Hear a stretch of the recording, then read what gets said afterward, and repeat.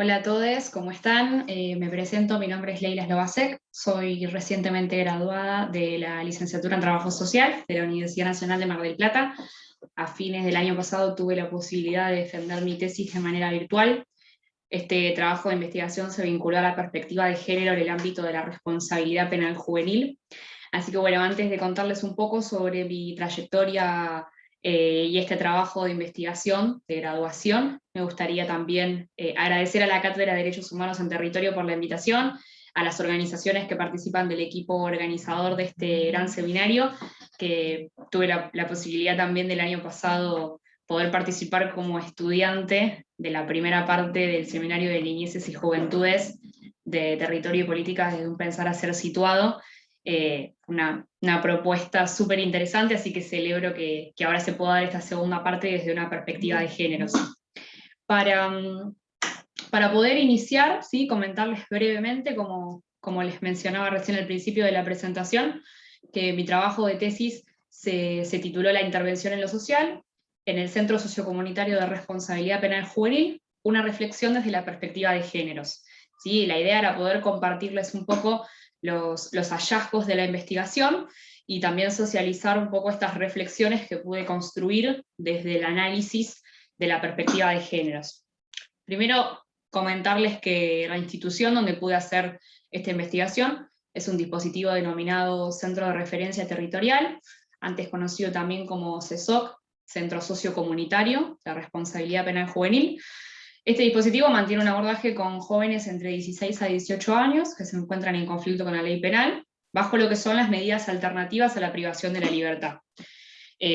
Tuve también la posibilidad de poder insertarme en esta institución gracias a la cátedra Supervisión, es una cátedra para los que no son de la licenciatura en Trabajo Social, es una cátedra del último año de la carrera que nos posibilita hacer una práctica institucional supervisada, ¿sí? Con una supervisora institucional, la cual nos acompaña durante todo el trayecto del año. Y bueno, a partir de lo que fue esta inserción institucional, comenzó a generarme un gran interés, saber un poco más de la perspectiva de géneros en el ámbito de la justicia, en el ámbito de la responsabilidad penal juvenil, y también a partir de ciertos interrogantes, ¿no? Que se me iban presentando vinculados a la perspectiva de género, las masculinidades, la formación del enfoque de géneros que recibimos como estudiantes, como graduados, como profesionales en la intervención social, es que comencé un poco a darle forma a esta investigación. Les voy a compartir una breve presentación para acercarles estos hallazgos principales de la investigación. Como les decía, estuvieron vinculados a la perspectiva de géneros y están divididos en grandes ejes, ¿sí? Estos ejes tienen que ver con las ausencias y presencias de la perspectiva de géneros en la intervención social, la perspectiva interseccional, que imagino lo han abordado en el seminario, lo que es la interseccionalidad de las opresiones, y todo lo que tiene que ver con la formación profesional. Voy a compartir pantalla.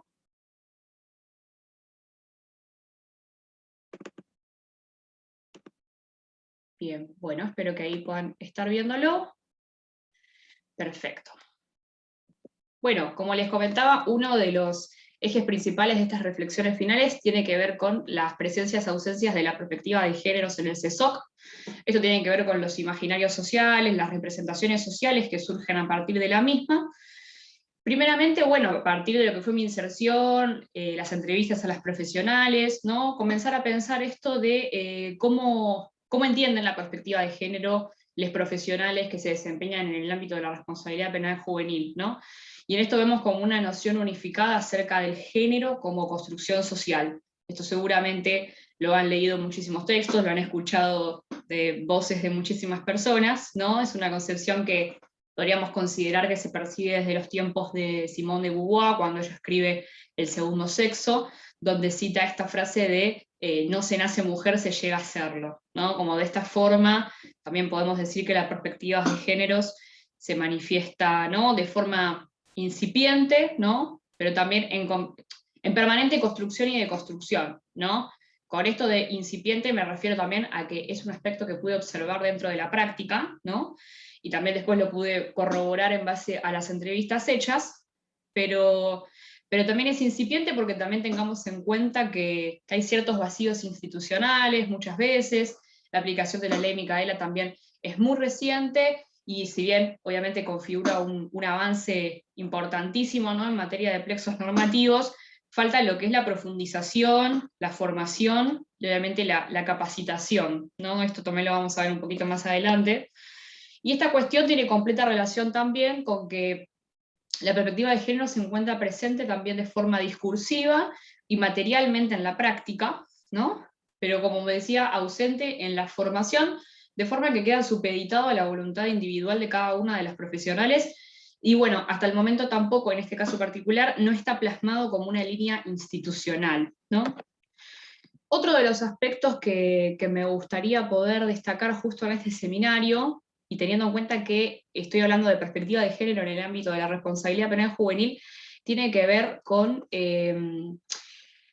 la intervención social, ¿no?, que busca desnaturalizar y problematizar la masculinidad hegemónica y la heteronorma, ¿no? Ahora después vamos a volver a retomar un poco esto, pero existe una clara concepción por parte de las profesionales, en este caso, acerca de los estereotipos, que es un tema muy trabajado en la intervención social en jóvenes con conflicto con la ley penal, ¿no? Estos mandatos generacionales que les son asignados a los géneros. Y también poder contarles que lo que es en la intervención social, cuando ingresa un joven a la institución, se hace una primera lectura de la situación.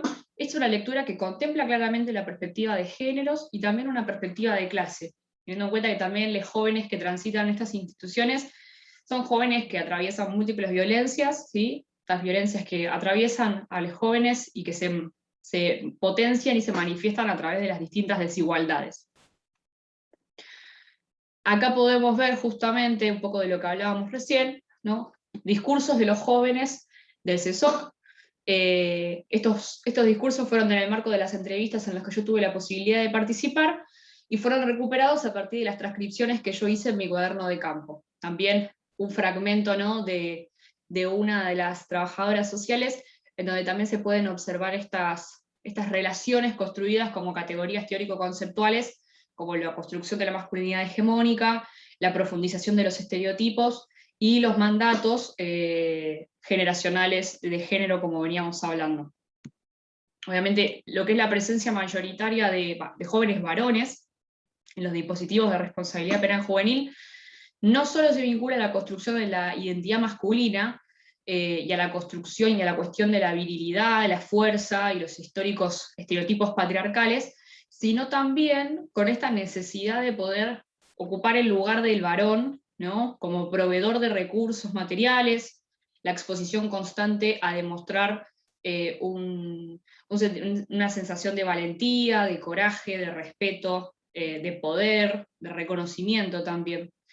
Todas estas conductas las conductas de transgresión a la ley penal y la construcción de la masculinidad hegemónica se manifiestan también en los discursos e imaginarios que giran en torno a los jóvenes. Obviamente a través de, como vemos en estas frases, la apropiación de cuestiones como el uso de la fuerza física, el sentimiento de no tener miedo a enfrentar situaciones de riesgo, el poseer el control sobre todas las acciones que se llevan a cabo, y también la función de ser quien provee el sustento económico a la familia. Esto, como lo vemos acá claramente en los fragmentos que les elijo mostrar y que también utilicé para la presentación de mi tesis de grado, son discursos que fueron recuperados, y donde podemos ver también que la masculinidad se puede ver en la concepción del hombre como figura paterna, que trabaja y está vinculado a la esfera pública, mientras que la mujer también es vista, ¿no?, como la figura materna, de sostenimiento del hogar, limpieza del hogar, cuidado de los hijos, y que asimismo obviamente se relaciona a lo que es la esfera privada. Por otro lado, también el temor de jóvenes a ser tildados como cobardes frente a la posibilidad de no querer cometer un hecho delictivo. Esto resulta en que los jóvenes buscan obviamente evitar la estigmatización y la exclusión de los grupos de pares, y por eso buscan también reafirmar frente a un otro su propia masculinidad, ¿no? Y en esta misma línea, me parece interesante comentarles que, por un lado, el 99% de los jóvenes que transitan este dispositivo de responsabilidad penal juvenil son el 99% varones, ¿sí? Y en este caso, la mayoría de las carátulas con las que ingresan los jóvenes a la institución son delitos cometidos en banda. O sea, esto quiere decir que el hecho delictivo, ¿no?, fue cometido junto a un par, que también en casi todos los casos es un otro par varón. Y obviamente todas estas cuestiones refuerzan la categoría de masculinidad que veníamos hablando. Para comentarles otro de los ejes mencionados que tiene que ver con la perspectiva de género es el tema de la formación que recibimos como estudiantes, como profesionales, como graduades. Y esto, bueno, en primer lugar, comentarles, ¿no?, lo que pude ver en mi investigación es una clara ausencia en la formación de grado de las profesionales del equipo técnico, que está ligado obviamente a que su trayectoria académica fue en un determinado momento histórico. Ahora, quienes somos de trabajo social podemos celebrar también la reforma del plan de estudios del año 2019, donde vemos que en este nuevo plan de estudios hay muchísima formación sobre perspectivas de género, sobre feminismo, sobre perspectiva interseccional, sobre enfoque de derechos. Obviamente es algo para celebrar, pero bueno, en otras épocas las profesionales de trabajo social, bueno, me incluyo también, nos formamos con un plan de 1983 que obviamente carece de todos estos tipos de cuestiones. O sea, en su mayoría las profesionales en esos tiempos de su formación de grado no se acostumbraba a hablar de perspectiva de género, ni tampoco existían normativas de avanzada como las que tenemos hoy en día en nuestro país. Esto obviamente lo que genera es que la perspectiva de género quede supeditada, como decíamos, a la voluntad individual de cada una de las profesionales, que obviamente buscan, porque adhieren a esta perspectiva, buscan formarse de una manera más autodidacta, en su casa, debatiendo con compañeras, en sus espacios de militancia, de formación, de representación. Y bueno, también algo que podemos rescatar es que muchas de las profesionales han trabajado con la violencia de género y con el abuso sexual en las niñeces. Todas estas situaciones que obviamente atraviesan y transversalizan las intervenciones sociales, ¿no? En este caso, como hablamos con una de las profesionales, situaciones que han vivenciado en dispositivos de niñeces como los CPDEN, el servicio zonal o mismo el CESOC, lo que tuvo que llevar a esas profesionales a tener que buscar necesariamente un apoyo en lo que es la formación de posgrado, y por eso han encontrado, o sea, la solución que obviamente han encontrado en esta necesidad de seguir formándose es poder hacer especializaciones, ¿sí?, o posgrados para obviamente enriquecer su formación profesional. Después, obviamente, bueno, indagando un poco acerca de cuál es la formación que han recibido, vemos que esta formación de posgrado es una formación que digamos, está basada desde los feminismos occidentales, no carece de un enfoque interseccional, que es un poco lo que voy a comentar ahora, que es un enfoque que lo que busca es poder visibilizar las múltiples opresiones de los jóvenes, de cuerpos disidentes, de mujeres de color, feminismos latinoamericanos. Y un poco en esta misma línea, finalmente, como decíamos, la ausencia vuelve a manifestarse en un vacío institucional de parte del mismo organismo provincial de niñez, que no permite a los profesionales poder capacitarse o formarse, pero lo que se destaca también es que desde la implementación de la ley Micaela hay ciertos avances e instancias de capacitación que en teoría empezarían a avanzar ahora, así que esperemos que así sea. Y bueno, de esta forma también se da cuenta un poco de que la formación en teorías y perspectivas de géneros no se construyó hasta el momento, ¿no?, como un aspecto transversal, sino que recae constantemente en lo que es la decisión personal de cada uno de los profesionales. Bien, bueno, esto es un poco lo que hablábamos recién, y en esto me gustaría hacer un parate también para contarles que en este proceso de investigación que yo me pude dar analizando desde la perspectiva de género, obviamente se dieron rupturas y desencuentros que podemos ver con la indisciplina, ¿no?, como diría Silvana Martínez y Juana Agüero cuando hablan de trabajo social emancipador, estas cuestiones que se van dando en las intervenciones sociales, ¿no?, y que es como el vacío que existe, el gran vacío que existe, el gran abismo entre lo que se plasma en la normativa legal y lo que realmente sucede en la intervención social. En primer lugar, repensar al interior de las instituciones del sistema de responsabilidad penal juvenil, porque hoy en día estamos hablando de que el 72% de los jóvenes que componen el dispositivo CESOP son jóvenes de más de 18 años, siendo que este dispositivo se encuentra dentro del paradigma de promoción y protección de derechos del niño, ¿no? Entonces, de esta manera, gran parte de la población, estamos hablando del 72%, queda afuera de todas las políticas públicas y sociales que el CESOC como dispositivo pueda gestionar, ¿no? Un aspecto más que importante para repensar al interior. Y bueno, por otro lado, más que nada, ya adentrándome en el último de estos ejes que les comentaba de las rupturas, es un poco esto. La perspectiva de ley de patronato, esto lo estuvimos viendo en estos seminarios de niñeces y juventudes, ¿no? Lo cual sigue muy vigente en las instituciones y profesionales, más que nada lo que podemos ver en los discursos, ¿no? De muchos profesionales de la justicia, esta notoriedad de la ley de patronato que sigue un poco vigente y que lo que busca es poder también romper un poco con esa lógica de pensar en la niña como objeto y pensarlo realmente como un sujeto de derechos. Y finalizando un poco con estos ejes, ya el último eje que me gustaría contarles un poco es el de interseccionalidad, ¿sí?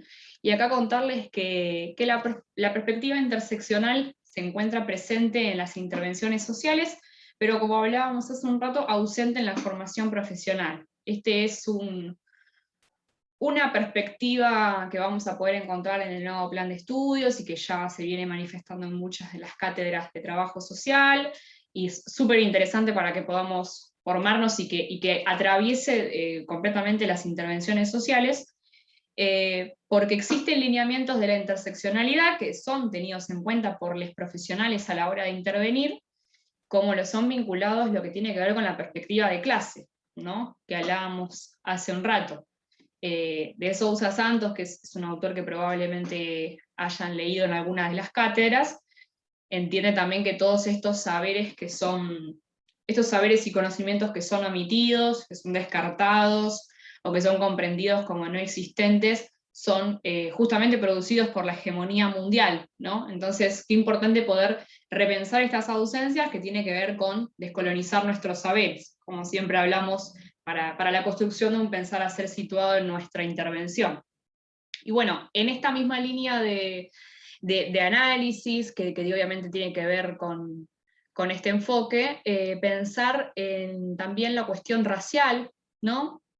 Este proceso de argentinización blanca que se produce desde la ola de inmigración masiva en el siglo XIX y en el siglo XX, lo que genera es una gran ausencia de los debates de etnia, que obviamente se mantienen vigentes hasta la fecha, ¿no? En esto también poder relacionar las huellas que dejó la colonización en América Latina, que lo podemos pensar desde la llamada conquista del desierto, el genocidio de los pueblos originarios. También podemos pensar en la estigmatización que sufrieron los cabecitas negras, que fueron a reclamar por Juan Domingo Perón, ¿no? Y que hasta el día de hoy sigue vigente todo este actual hostigamiento y discriminación a los jóvenes de sectores populares, ¿no? El discurso no ha cambiado, sigue estando bastante vigente, los jóvenes llamados como negros. Toda esta cuestión da cuenta también de que la cuestión racial sigue más vigente que nunca, y para esto también es fundamental, ¿no? que este discurso de estigmatización, de discriminación, de odio que atraviesan los jóvenes en su día a día, son los jóvenes con los que intervenimos, no está siendo problematizado en profundidad desde la noción de etnia, sino que lo que hace es invisibilizarla por completo, ¿no? Y un poco por esto es que los aportes de la perspectiva interseccional, como mencionaba recién, son fundamentales para poder también develar estos históricos estigmas que atraviesan los jóvenes, que podemos historizar ya hace muchísimos años, y que hoy en día siguen también condicionando el proceso de construcción de la identidad de cada uno de los jóvenes, ¿no?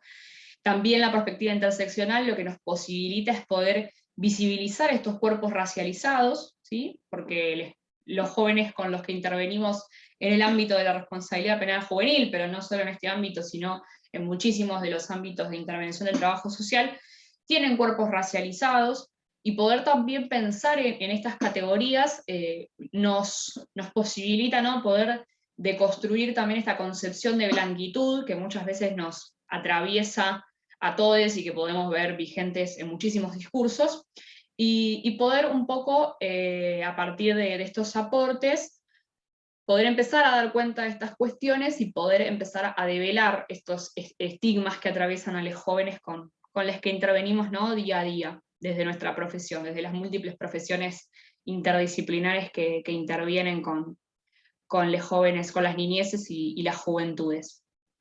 Bien, bueno, estos eran finalmente los ejes que quería mencionarles.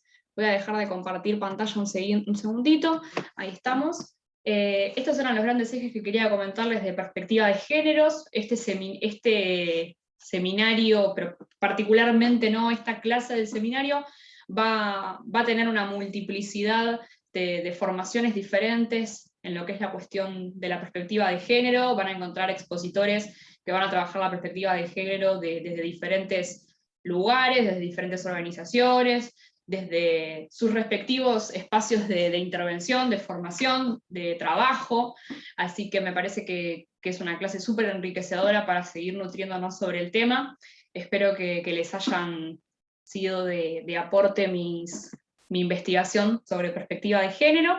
Cualquier consulta que quieran hacerlo podemos hablar a través del foro. Ahí va a estar abierto el foro para que puedan hacer comentarios, sugerencias, así que los invitamos y las invitamos a que puedan volcar sus reflexiones en el foro. Nuevamente agradecer a la Cátedra de Derechos Humanos en Territorio, al equipo organizador, al equipo cátedra docente por invitarme, y bueno, espero que disfruten de realizar este seminario tan enriquecedor para la formación y para todas las disciplinas, ¿no? Así que bueno, les mando un beso enorme y muchos éxitos. Adiós.